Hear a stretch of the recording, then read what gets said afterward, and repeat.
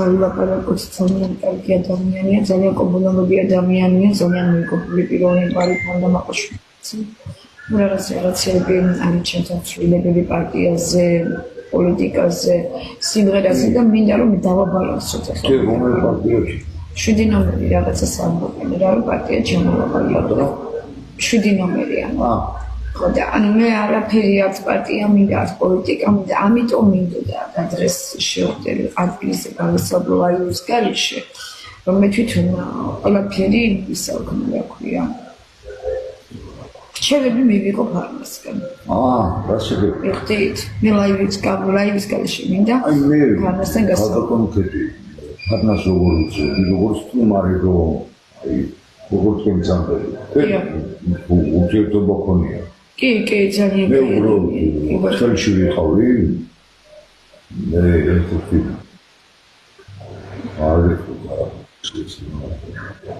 ერთი სამინისტროს მაღალჩინო სამუშაო. ძალიან კარგი, ვაიმე, დიდი მე დავხრი თქვენთან თავს. ხო, ის და სიამოვნებო. თველის ამბავი რო იყო. დიახ. ეს გაუშვი შევიდა ფულში. დიახ. მე უბრალოდ ვჭები რომ საბუთები ყველაფერი დოკუმენტურად ჩარიცხულ ახალი რაღაც. კი ბატონო. ხო, ესე მიწევს და დილას მოვიდივარ და თბილისში ხო? კი, რა თქმა უნდა. თქვენ ტერიტორიულად საცხოვრობთ თბილისში. საბუთად. აი ხო და მე ვიყავი თბილისში და მე ვიყავი თბილისში ხო ჩასული და ძალიან კარგად მიდიოდა ჩემი ცხოვრების მეტალები, ანუ როგორც ბლოგერი, როგორც ტიკტოკერი, ყველა კონცერტებდა, ყველა მოირცხავდა თანხებს.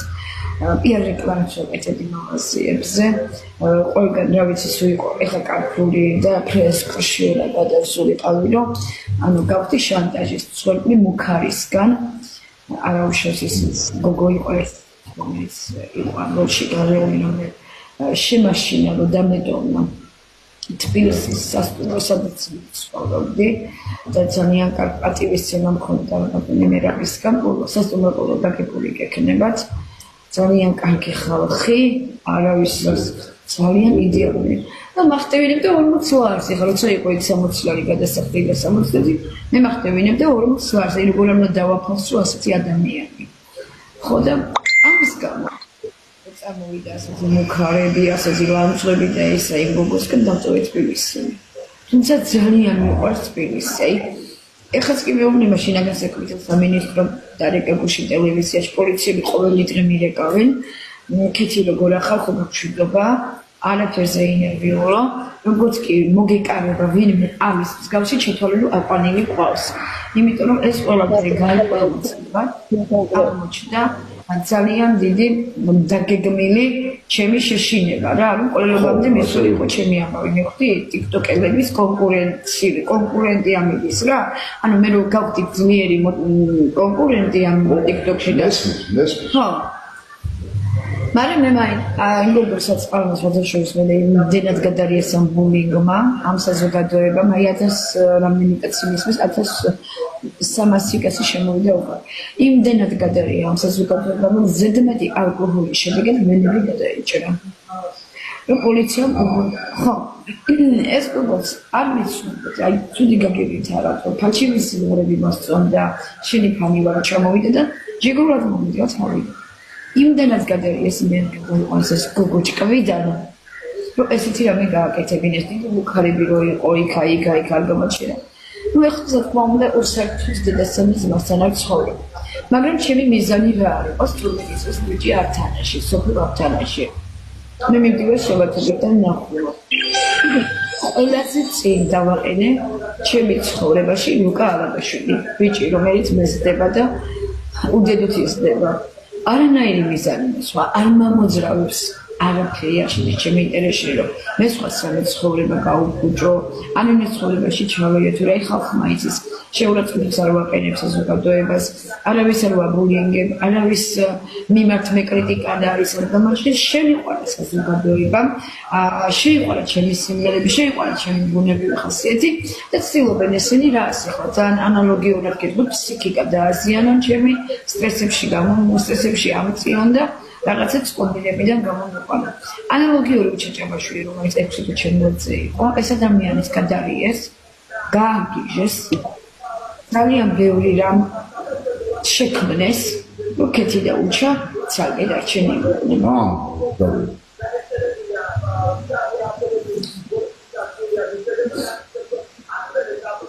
თორე თბილისი, ეხლა რომ რაკეთი ჩამოვიდე, თბილისში გადაჩესვა ამინდა, რომ ვიმუშავებ ჩვენები აქაც შექნები, მაგრამ უკვე შიშის ფაქტორი.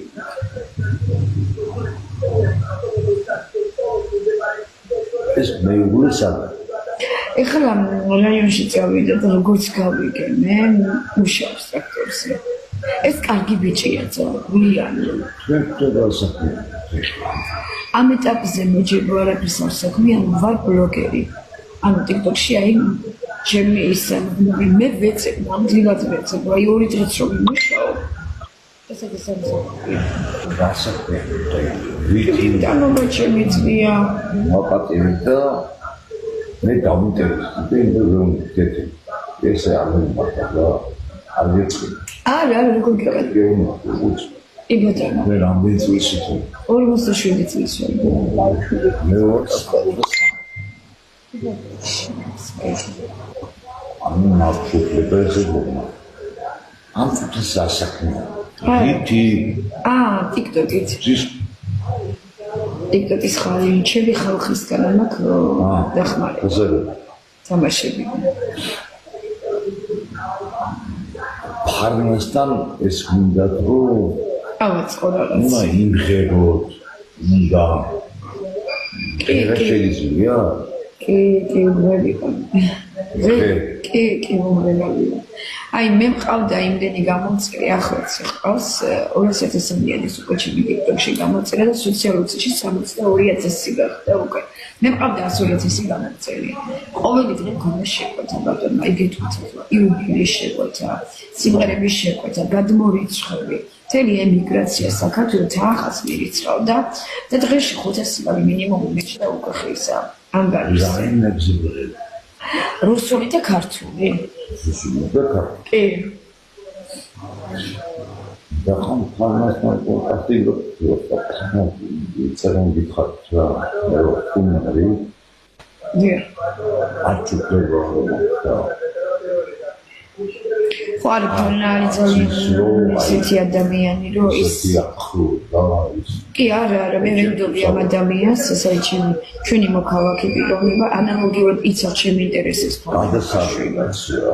კი, ყველანაირად, რაც აქ ახლა ბულინგი მიდის, ხო, ჩემზე პირიქით ეს საუბრობს, მე რომ პირიქით ეს გოგო მშრომელი გოგო იყო, მუშაობდა, თელას უყვარს, ჩვენი მოქალაქეა, ჩვენ ძალიან კარგად ვიცნობთ, კურდღელაუში არც დიდი გოგო არის, ვიცით, ჩვენ მისი ოჯახი ყოველთვის ფარნა ამას ახასიათებს სოციალურ ქსელში, რომ თქვენ რასაც საუბრობთ, ეს არის ყველაფერი გამორიცხული. მე იმიტომ რომ ძალიან ბევრი ცილის მწამებლის ის გავხდი უკვე რა, ბულინგის ცხოვრება, კი, რაც არ ხდება რეალურ ცხოვრებაში, ვიხდით? კი ბატონო. ახლა თქვენ თუ მუშაობთ იქ მამაჩინოს ნიროხაბძანების და რამე ისეთი თბილისში. კი ბატონო. არ შეხედავ ერთერთან და რამე არა. ან თბილისში, ეხლა შეგიძლიათ მე თბილისში რომ ჩამოვა. ანალოგიურად როგორც ფარნა მიდგება აქ, თქვენც რაღაცა დახმარება გამიგიოთ და მე ვიყო დასრულად თბილისში. გენაცვლად გაიხარეთ, უღმესი მადლობა გენო. საბოლოოდ თქვენი თქვენი ვიზიტი და ამიტოვებ, თქვენი ნომერი დამიტოვებ და დაგიკავშირდით. გვიგის ქართლები და რაღაცა მეგარა სეზონზე. ახალი რაიონში ძლიერ.